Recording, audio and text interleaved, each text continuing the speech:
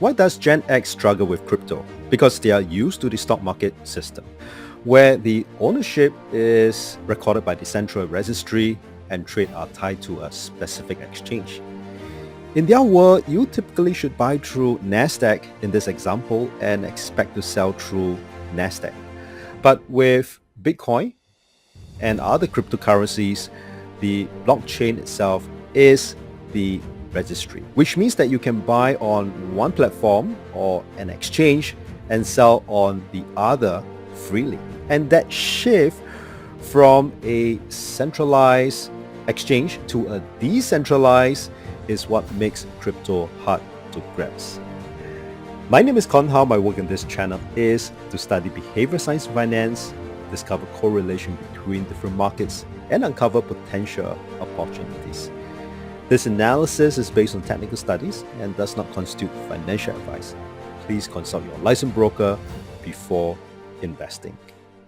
To the Gen X like myself, many struggle to learn about crypto. Why? Because we have a different growing up experience. In our growing up years, we would go to our usual playground and play with friends. It was physically fun, even if we may not know them. And for the Gen X, however, they play with players they do not know across multiple platforms like Roblox or Minecraft. They may eventually know each other, but the motivation to physically meet up to play is simply not in their equation. Therefore, many Gen X investors are used to the centralized system with clear authorities like stock registry, brokers, custodian. But crypto flips this. Ownership is self-custodian. It means that your wallet is equal to proof. And exchanges are just marketplace, not registry. This decentralized settlement concepts is often mental block for the Gen X. Let me just give you another illustration with gold and silver. We can see gold and silver. We can touch them and we can feel the weight of it. But can we physically see, feel, and touch Bitcoin or Ethereum? And let's discuss about these four assets. And I find that they are pretty much related. And although these four assets have a similar purpose, as money or store of value, they differ in utility. Now, first, let's discuss about gold. Gold is money with intrinsic value, often seen as a hedge against inflation, though its industrial use is limited compared to silver. Silver, by contrast, function both as money and as a key industrial metals with application in solar power, electronics, and more. And Bitcoin is often called digital gold. It has a fixed supply and function mainly as money and a store of value. But beyond that, its applications are limited. And Ethereum, however, goes further. It is both money and a platform for building decentralized application, giving it a broader utility than Bitcoin. Now, I want to take a few moments to study into this table. Can you see that the similarity between gold and Bitcoin, both as money against inflation, and silver and Ethereum, both as money with application ability? And let's look at a case study that we've done. So this was done in April 2024.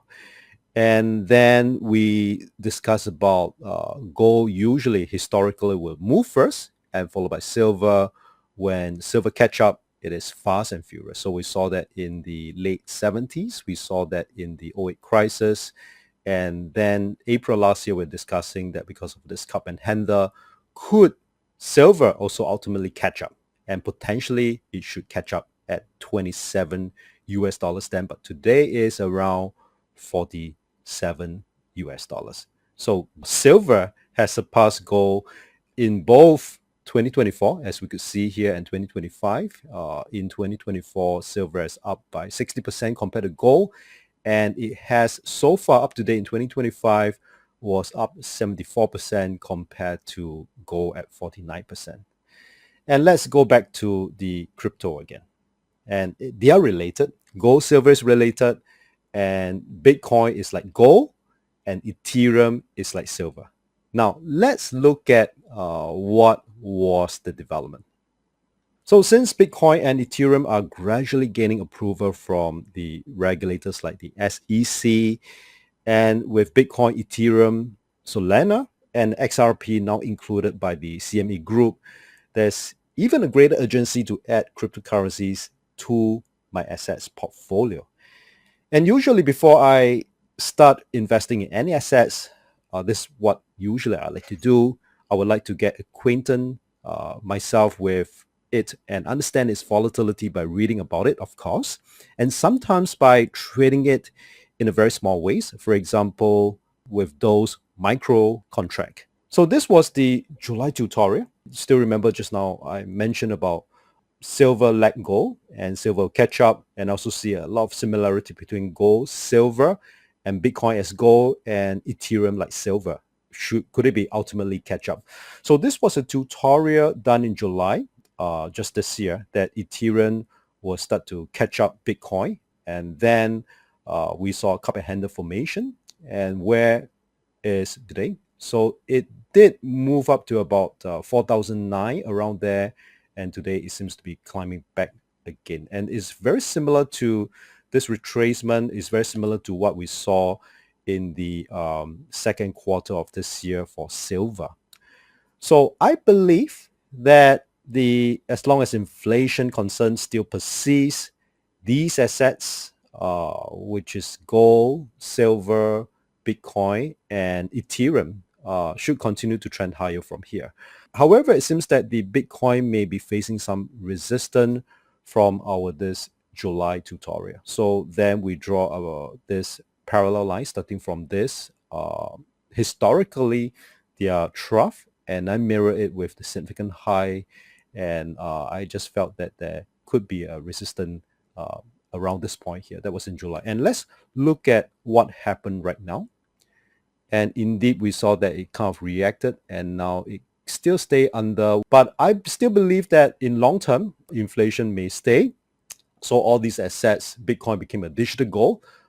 Any retracement to me is an opportunity to buy on dips for long-term hold. And that's what I'm saying here for commodities, and Bitcoin is considered as a commodities, also an inflationary hedge assets, but of course, only time will tell.